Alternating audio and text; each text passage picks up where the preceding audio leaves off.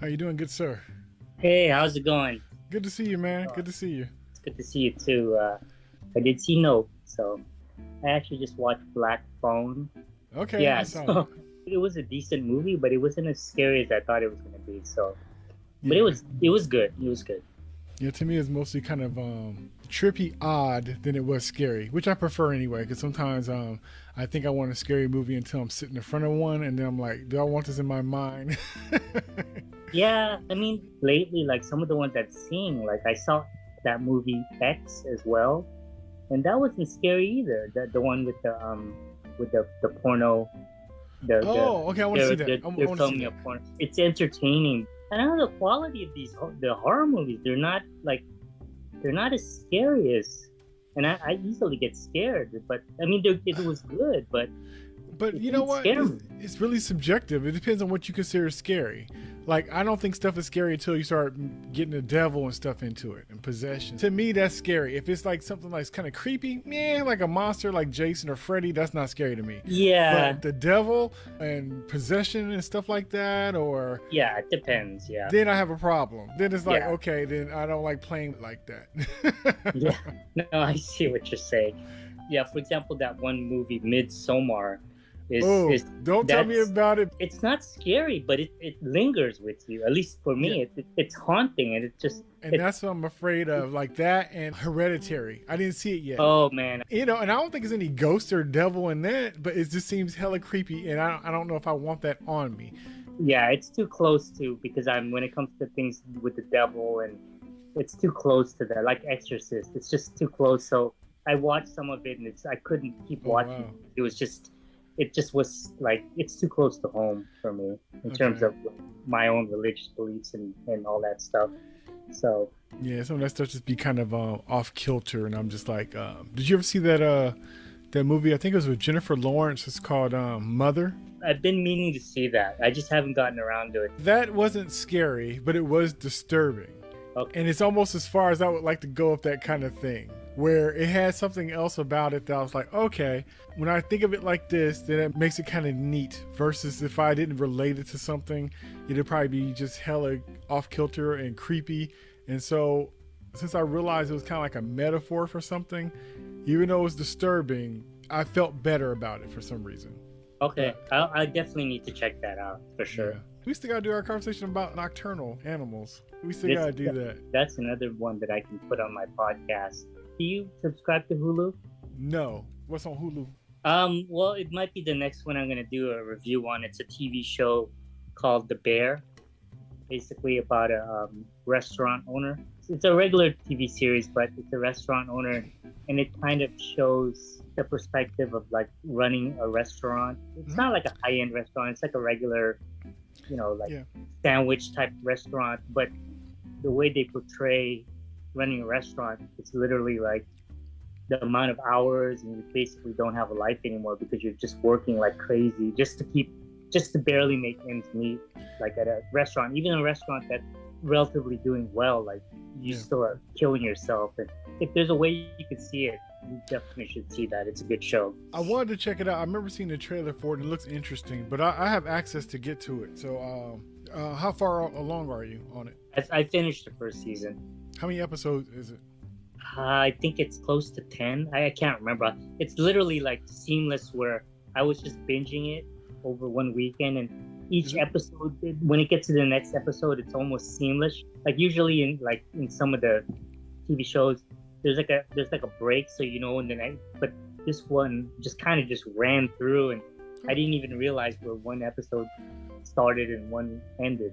So, is it like 30 minutes long or how long is it? I think it's like an hour. Oh, really? And it's seamless like that? It's pretty good. I mean, That's cool. I got into it. And do you have Amazon Prime? Are Yes, you I do. subscribed? Okay. Have you seen Undone? It's called Undone. It's an animated show. I think it's that style where You it's like know what? real people but it's animated, but it's Yeah, real they doing kind of movies. do a digital copy over them, like they draw a cartoon over them. I started it, but I never finished it. And I know they're like on season 2 or 3. Oh, okay. But Yeah, yeah. I finished season 2. I haven't seen the next season yet. I don't think okay, there's a new one yet because I've been okay. looking. But I thought it was interesting. So Yeah, I saw season 1 of that. I watched what's the name of that this is show on Amazon Prime called Uploaded? I need to see that. That I was need to see fun. that. It's fun. They on season 2, I think, and Yeah. it's really good. It had 2 seasons of it, really good. It's like a different kind of romantic comedy in a way, a little sci-fi, so it makes it kind of entertaining. Yeah, I like that. I finished this show called it's on Apple Plus. It's called I think I told you about it, The Servant.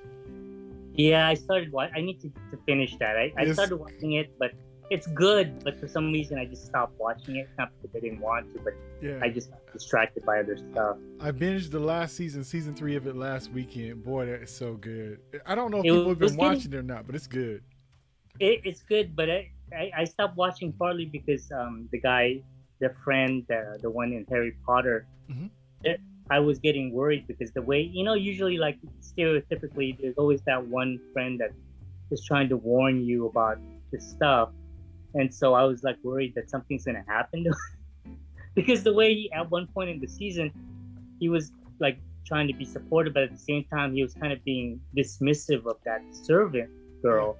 Mm-hmm. So I just had this weird vibe that, oh my God, something bad's going to happen to him. And I just didn't want to. I was afraid of seeing something bad happen to him. So I kind of stopped watching it because I didn't want his character to get, I'll go back and watch it, but I was just worried that his character was going to get killed or something was going to happen to him. Yeah, even though weird stuff happens in that show, for some reason, I have maybe a false sense, but I have a sense of the level they're going to go. So I never feel like I'm going to see anything too crazy. And I don't know if just because it's M. Night or what, but something about it lets me know it's not going to go too far. That's right. I forgot it's M. Night. If it's M. Night, it's going to be. No, but it's M. Night, but somebody else writes it. So it's somebody he else. He oversees it. But it's somebody else's story. So if you notice how they're not talking like normal M. Night Shyamalan characters, have you noticed that? Yes, that's true. They do not talk like him, and then the way the stories go, put it like this: if it was just on him and his story and him deciding everything, it wouldn't have lasted more than one season. That's true. Yeah. No way. It would have ran out of gas the first 3 episodes. He's not a. Yeah, he's not a marathon guy. No. Like he quickly wants to end things. Mm-hmm. He doesn't like the long-term story. Yeah, and I heard him doing like this conversation talking about, this whole project and stuff and how they know everything that's going to happen. They know they know the start and they know the end of it already. And it kind of feels that way because what you're seeing and how it's moving, you could tell that it's not just trying to figure out something else to do.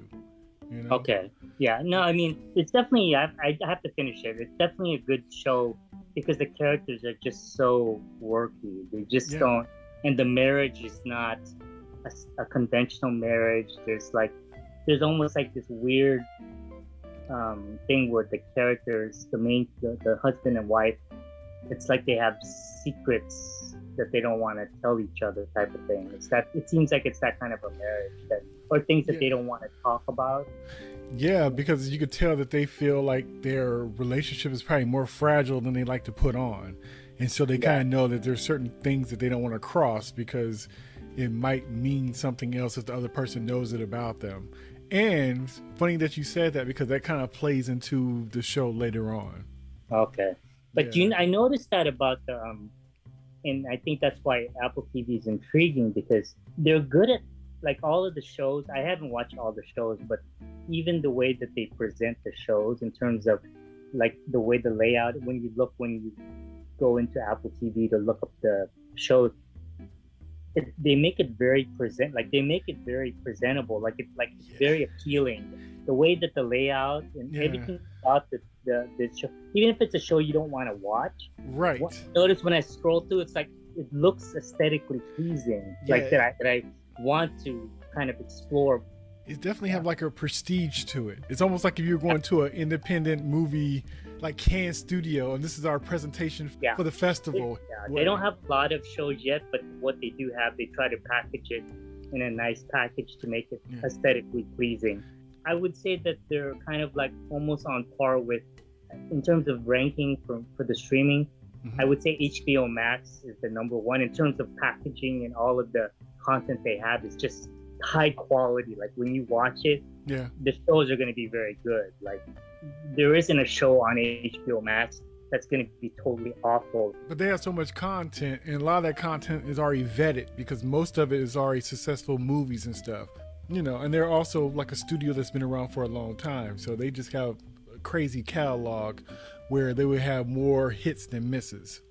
Yeah, and they're already probably familiar with the formula for what works and what doesn't work. So when they have a show, when they greenlight a show, they've already know, or they can project, this is probably going to be a popular show, so let's go ahead with this show type of thing. So, Yeah, and they got that catalog. They got the DC catalog. They got the Harry Potter stuff.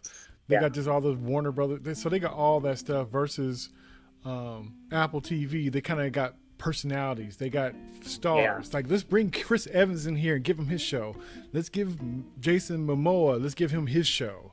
Let's give, so they kind of pick people to be the face, and then this will be your project. This is your vanity project. Do what you want. Have fun. Yeah. Do artsy stuff.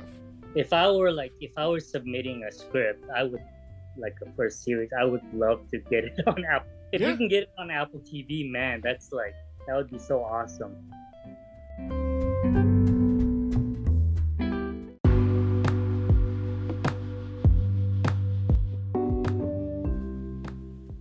Hey, it's Jay.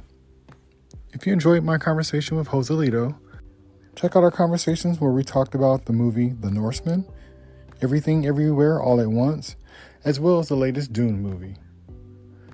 Thanks for listening. Until next time, peace.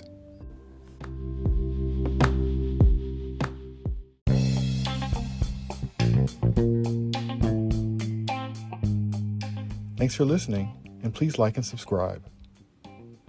Be sure to check out past and future episodes of this show, along with my other shows entitled The Movie Bench Quarterbacking Podcast and The Jay and Podcast, available now on all streaming platforms. Until next time, peace.